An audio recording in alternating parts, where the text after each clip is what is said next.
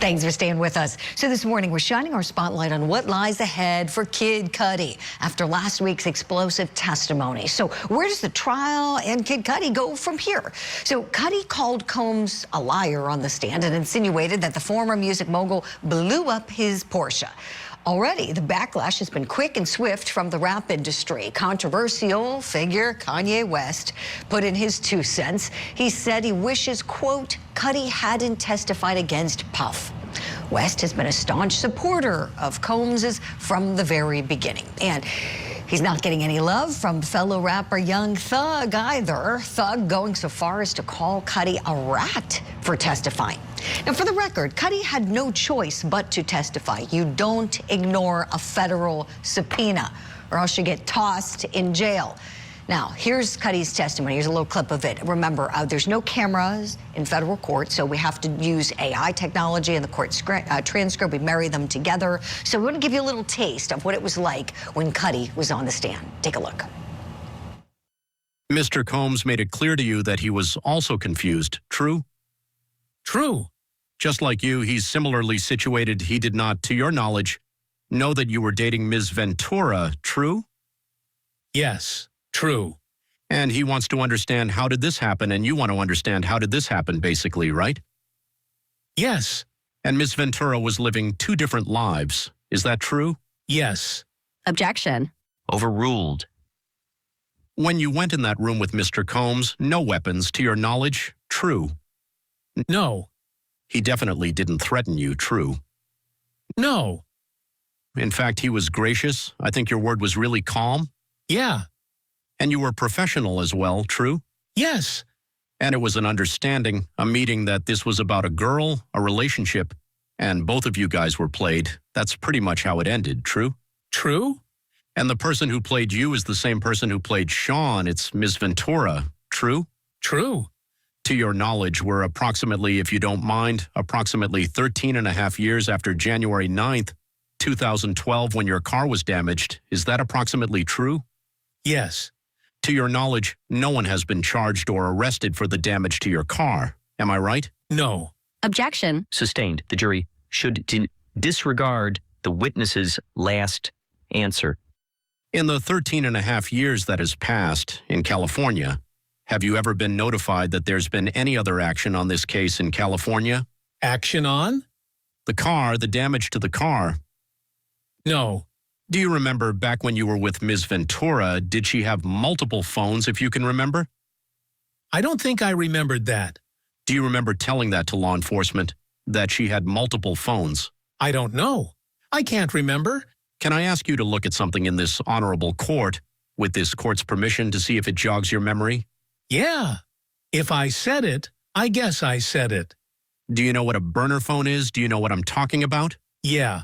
With regards to the night of the trespass in your home, I think you called it a break-in. I guess more narrowed to trespass, but that's what I'm talking about, okay? Right.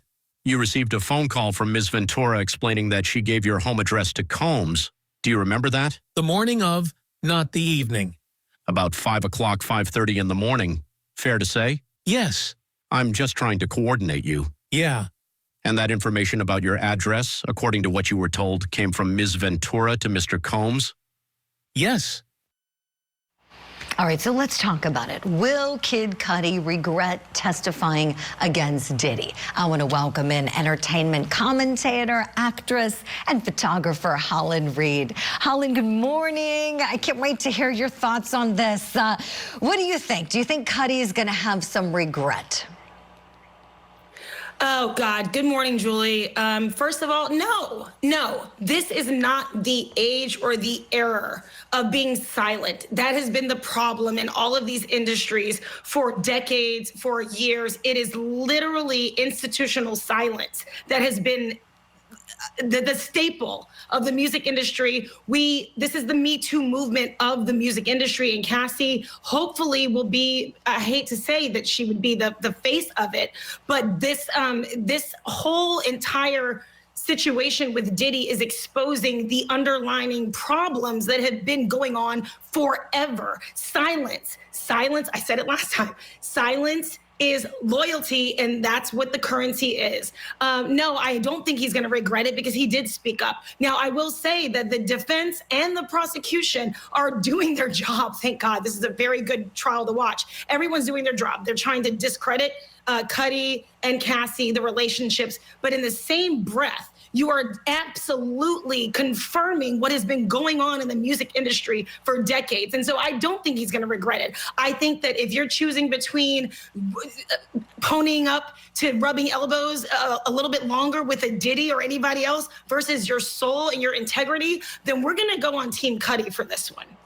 Right. Oh, I love what you just said there, Holland. Yeah, and I think a lot of people, I would say probably, at least from what I've seen on social, it looks like the overwhelming majority of people are Team Cudi, you know, on this one. And yeah, I mean, taking a stand. And look, I can't emphasize this enough. You know, he was subpoenaed to come to federal court. So it was going to get done one of two ways. Either he was going to come willingly, like we saw him, you know, rocking his leather jacket, his jeans, his sneakers, smoking a cigarette as he was going in there. You know, I don't think he was like jumping for joy to get in the courtroom.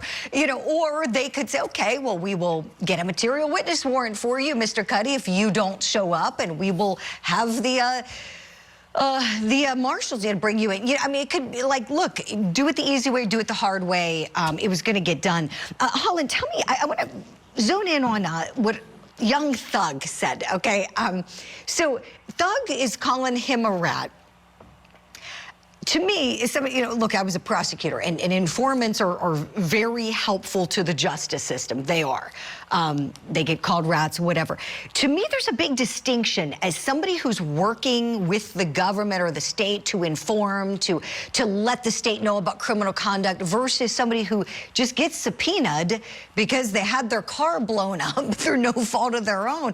You know, do you agree that, like, I don't think that the rat characterization is appropriate here? Your thoughts?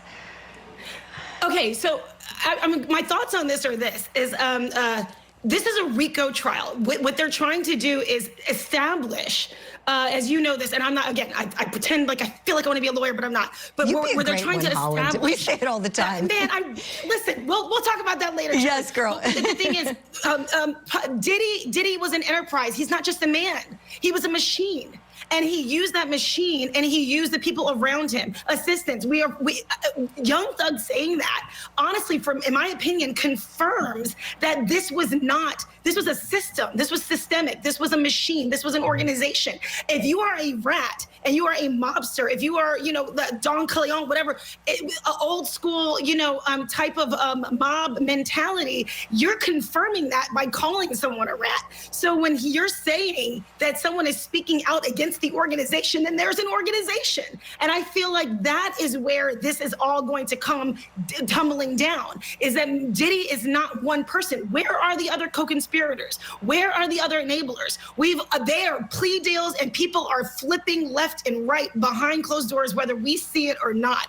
But that right there, Young Thug's commentary, literally for me, confirmed that you know that he was ratting out an organization. The silence, you are exposing the industry, you're exposing the machine. And that right there is a part of the RICO case that I think will stick. You are so brilliant, my friend. Bravo. That analysis is outstanding. You got me thinking, as you're talking, like my wheels are turning. Because, yeah, you think about Thug was in the same position. He had RICO charges. He was being accused. In the same position. Right? Of being the leader of the enterprise. Yes. You know, and then, like, what about all the people? There were, like, I think 28 defendants initially, and 5 of them went to trial. Did he call all of them rats? You know, because they pleaded? Exactly. Yeah. Exactly. Exactly. Apples and that's and what I oranges. believe. That's what I believe. As a yeah. Oh, gosh. Holland, love having you on this show. I can't wait to see what this week brings.